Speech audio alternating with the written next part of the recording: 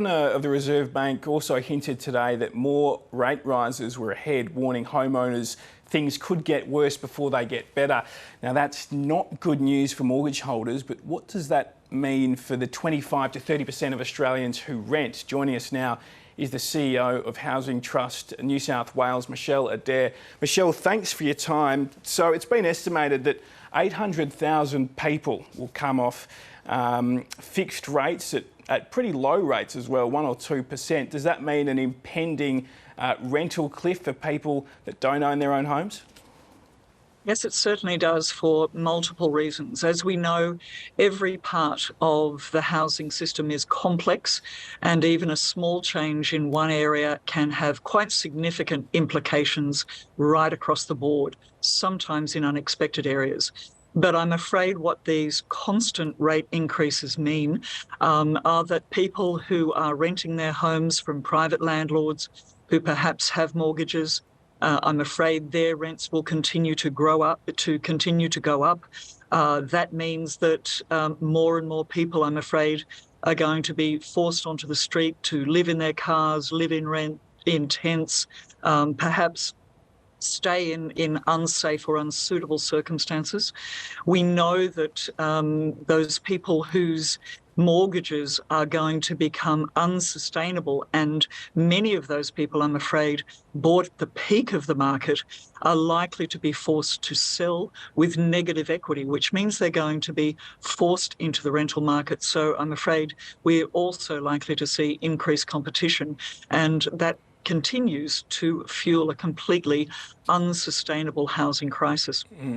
Are there enough protections in place to ensure that rents don't go up significantly when, as you say, that cliff approaches, when 800,000 people are coming off those fixed rates? Look, the simple answer is no, there is not. We need all levels of government to be much more decisive. We saw the success during the COVID pandemic early months and even into the first year or two, that particularly state and federal cooperation was able to solve homelessness, actually for the first time in many of our cities. So we know that there are the mechanisms available to urgently consider things like rent caps in those states that don't yet ban no-fault evictions, to introduce those measures.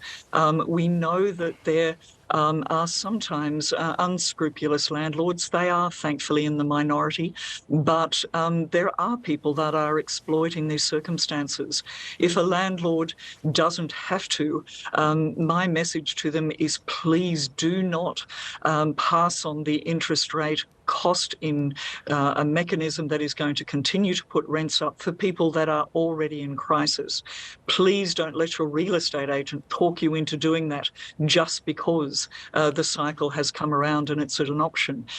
We need everybody to come together and understand that the lack of affordable rental housing is hurting families, it is hurting business who are unable to attract staff, they're unable to invest. We know that this is the platform on which everything in our economy and in our society functions.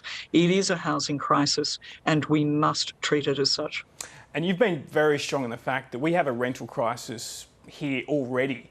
Are you seeing a worsening of that? Are you seeing, for example, perhaps high-income people unable to secure rental properties? Most certainly we are. We have a growing number of, well-paid, moderate income earners, people who are earning individually $75,000, $80,000 a year, a double income family with a couple of children who are homeless. Simply because in the first instance, there is no rental accommodation available. We effectively have zero vacancy rates in many of our communities. And as a consequence, there is nowhere to rent, even if they can afford it. But the increasing number of people on those full-time working salaries, they're the key workers that we talk about, nurses, teachers. I even know of a GP in Kiama in on the south coast of New South Wales who was unable to find a rental property and unable to then afford it. And we're talking about full-time working professionals, accountants, solicitors, you name it. Everyone these days is experiencing this crisis. Michelle Adair, great to speak to you again, and thanks for your time. Thank you. Alcohol will be banned in Northern Territory town camps and remote communities after Parliament passed amendments to the Liquor Act. Miles Holbrook-Walk reports from Darwin. The new laws mean alcohol will be prohibited in remote communities, town camps and homelands where they were prohibited in 2000.